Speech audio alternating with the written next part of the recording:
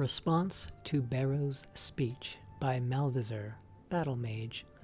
On the 14th of last seed, an illusionist by the name of Bero gave a very ignorant speech at the chantry of Julianos in the imperial city.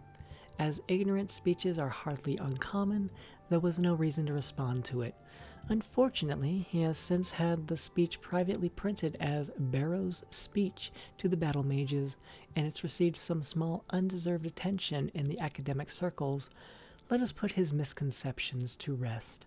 Bero began his lecture with an occasionally factual account of famous battle mages from Zurin Arctus, Tibur Septim's Imperial Battle Mage, to Jagar Tharn, Uriel Septim VII's Imperial Battle Mage. His intent was to show that where it matters, the battle mage relies on other schools of magic.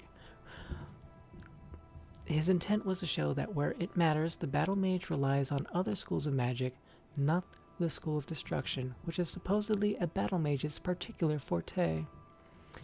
Allow me first to dispute these so-called historical facts. Zurin Arctus did not create the golem Numidium by spells of mysticism and conjuration, as Bero alleges. The truth is that we don't know how Numidium was created, or if it was a golem or atronach in any traditional sense of those words. Uriel V's battle mage Hethoth was not an imperial Uriel V's battle mage Hethoth was not an imperial battle mage. He was simply a sorceress in the employ of the Empire. Thus, which spells he cast in the various battles on Akaver are irrelevant, not to mention heresy. Bero calls Empress Moritatha's battle mage Wellock an accomplished diplomat, but not a powerful student of the School of Destruction. I congratulate Bero on correctly identifying an Imperial battle mage, but there are many written examples of Wellock's skill in the School of Destruction.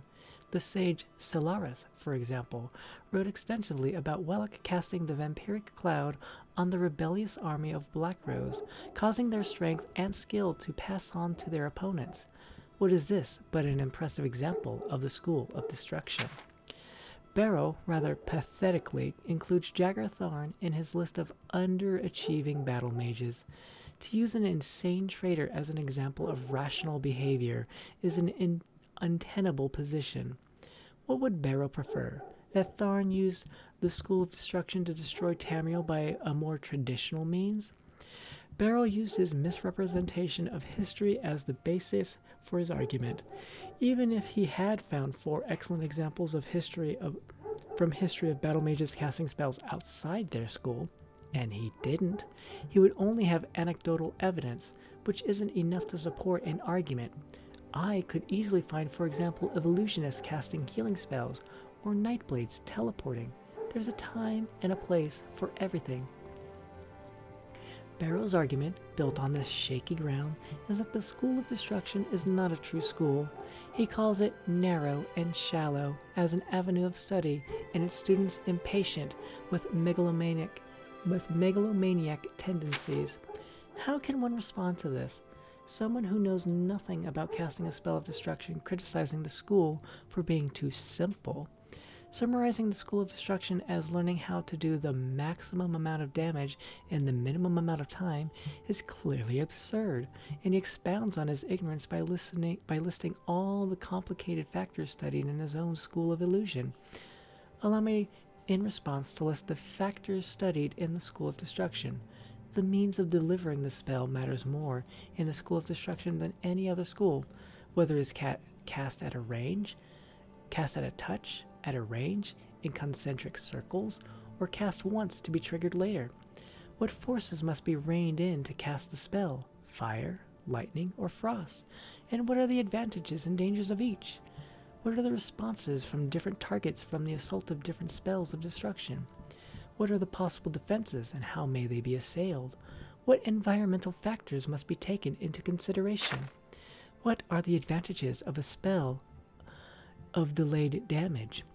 Bero suggests that the School of Destruction cannot be subtle, yet he forgets about all the curses that fall under the mantle of the school, sometimes affecting generation after generation in subtle yet sublime ways. The School of Alteration is a distinct and separate entity of the School of Destruction, and Barrow's argument that they should be merged into one is patently ludicrous. He insists again a man who knows nothing about the schools of alteration and destruction is the one insisting this, that damage is part of the changing reality dealt with by the spells of alteration.